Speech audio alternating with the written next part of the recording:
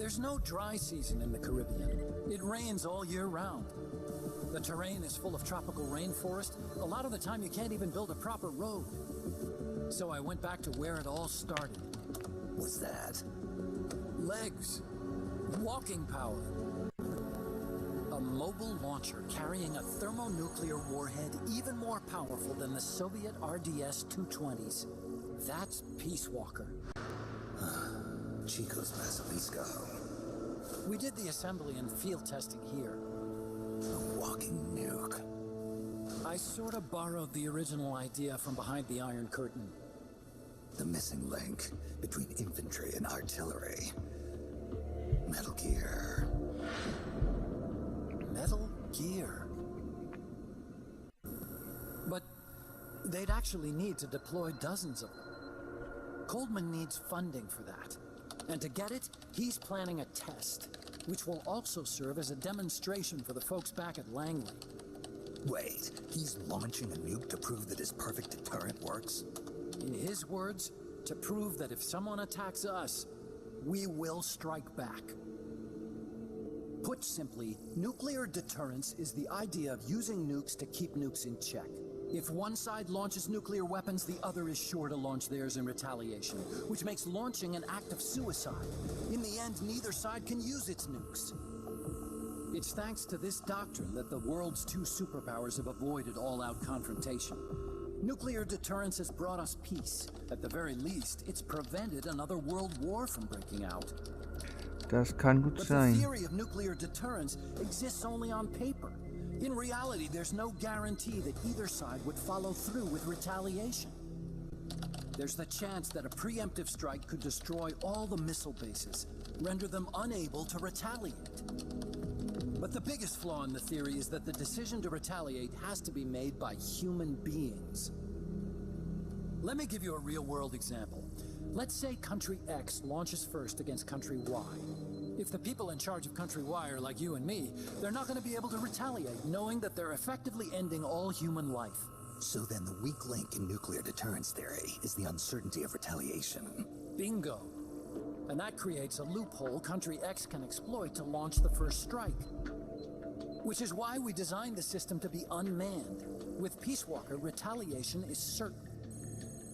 It chooses the appropriate target and launches a retaliatory nuclear strike every time, without needing human input to make the call. Launching a nuclear strike against Peace Walker is tantamount to pushing the launch button against yourself. It closes the loophole in nuclear deterrence theory, rendering our friends in Country X completely unable to launch. What Coldman is saying is that to achieve this goal, we need to demonstrate that retaliation will be carried out by a machine. He will launch his nuke. And then his version of deterrence will be complete. And you believe him? I believe in peace through nuclear deterrence. Why?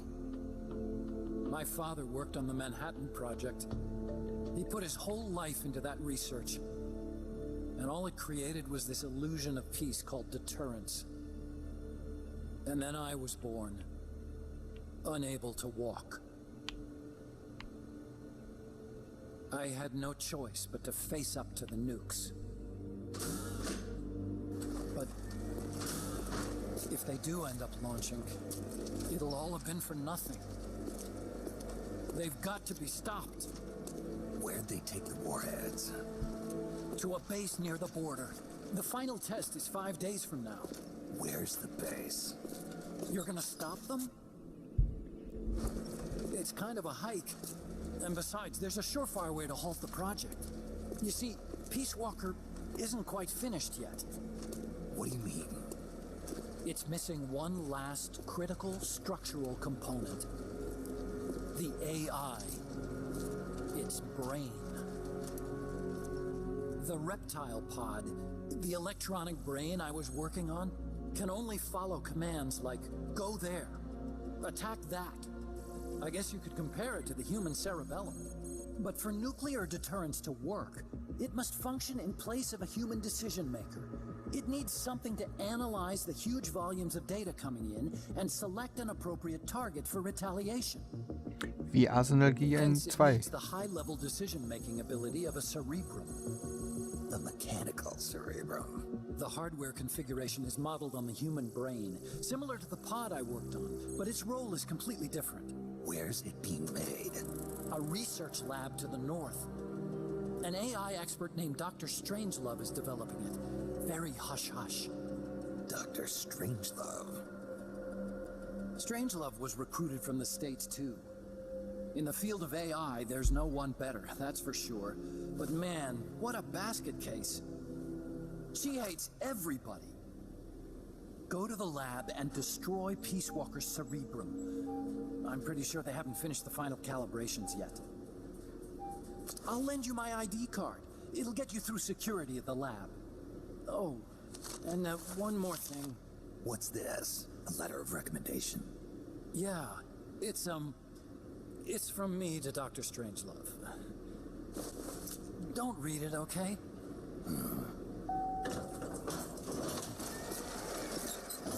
So what will you do now?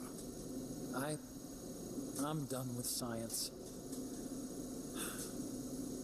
At this rate, I'm probably already halfway to hell anyway. Not so fast. Why not join us? Our place is outer heaven. You'd fit right in. Outer heaven? Yeah. I'm probably better suited to something like that than this paradise. Good. You get a free balloon trip for signing up. Enjoy it. You'll feel like a butterfly. You're an agent, right? Who do you work for? Me. I was a Cold War tool, same as you. Now I'm not so useful anymore, so they cut me loose. I don't answer to anyone. Call me Snake. Snake. That name seems familiar somehow. That's probably just deja vu. You see that there? Beyond the cloud forest? See those ruins? Yeah. That's where you'll find Dr. Strangelove's lab. Gut.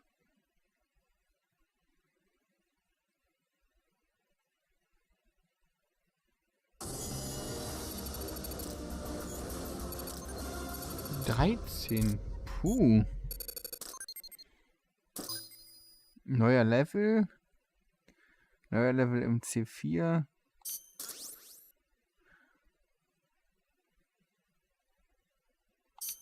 Cool. Dümpelgranate. Nachtsichtgerät. Snake, the doctor's safe here with us. Huey, how are you feeling? Never better. This is quite the pad you've got here, boss. I'm impressed. Call me Snake. Whatever you say. Like it or not, everyone here calls you boss. By the way, if you're at all interested in improving your tech, by all means assign me to the R&D section. I'm pretty sure I'll be of some use. Once we have the necessary materials and blueprints, we can start work on that bipedal mech. I appreciate that, but are you sure you're okay with having your work used for war? I'll be using it to keep past mistakes in check. If I can help thwart the Peace Walker project, I'm happy to do it. Deterrence theory, Huey style, huh? Anyway, if you need any intel on the enemy's weapons or electronic brains, contact me. I've been given my own frequency. Sounds good to me, Doc. I'll do that. Good. Whatever the means, you must put a stop to their plans. Geil. Hey, boss, you mind if we powwow for a sec? What now? MSF brand rations? Actually, that sounds... No. With all the men we have now, it may be time we started sending some of them to other countries. You mean dispatching mercs? How else are we gonna keep feeding the crew we have? I know. You're right. Okay. To deploy troops, select Outer Ops from the Mother Base menu. If it goes really well, we might even get new recruits, weapon design specs, or leads on new missions. We can deploy any vehicles or large-scale weapons in our arsenal as well. And if things don't go really well? Yeah, we could lose men. I won't try and force you. You're the one calling the shots here, boss. Okay. Cool. Was man alles so machen kann in der Mother Base.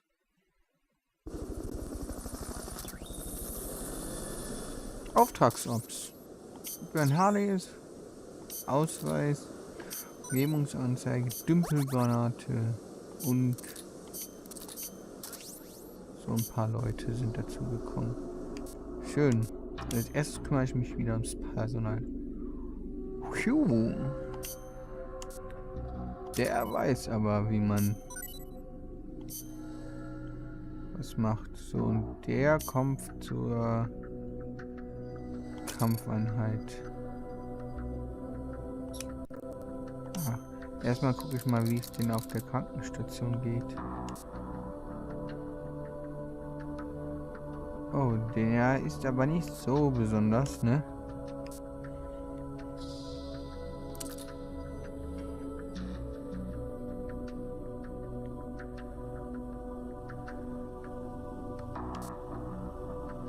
Ich ihn fast ein wenig.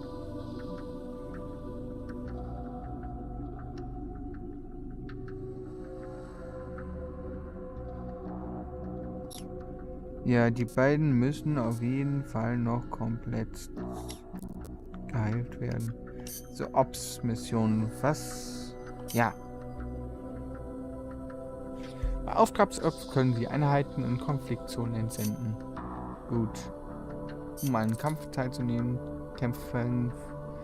die Kämpfe finden statt, wenn Sie Hauptops oder Spezialops anschließen. Gut, wenn Ihre Soldaten siegreich sind, sammeln Sie Erfahrungen und können größere GMP finden. Sie können zu den Belohnungen neue Rekruten aus dem Gebiet erhalten, denen Sie helfen. Wenn Sie dagegen besiegt werden, kann es passieren, dass Ihre Soldaten verwundet werden oder nicht mehr wiederkommen. Mechs, die im Kampf beschädigt werden, können repariert werden, indem man sie vorübergehend von der Front zurückzieht. Damit ist das Tutorial zu Ende. Gut, entsenden. E. Kampfeinheit.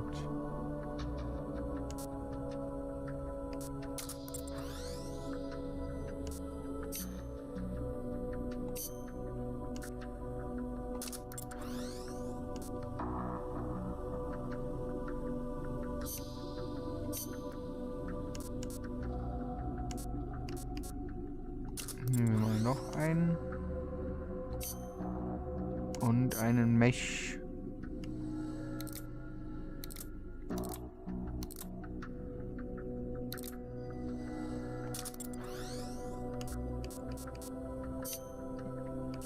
Ich weiß ja nicht, wie viel das sein soll, aber nehmen wir mal noch einen. So.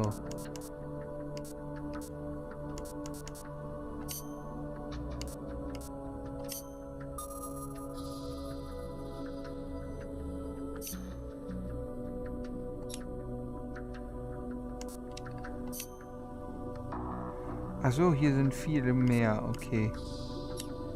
Gut, ja, egal. Ich lasse das im Moment erstmal so. So, haben wir hier was Neues?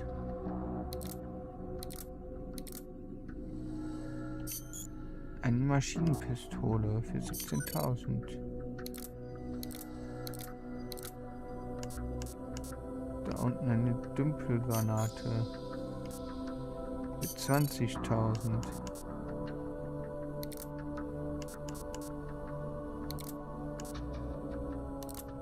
Halt mal. Gut. Hier kann man nichts, hier kann man auch nichts, hier kann man auch nichts, auch nichts, auch nichts.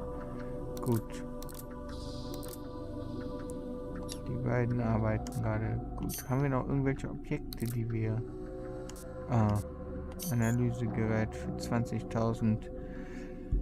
Die ist zu wenig da. Gut, Mechs.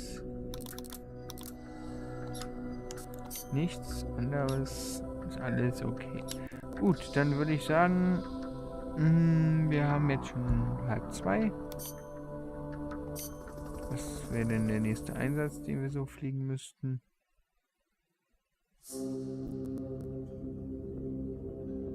Begeben Sie sich zum Nebelwald. Ja. Ich würde sagen, dass wir den Tag mal machen wir das nächste Mal. Bis zum nächsten Mal. Haut rein.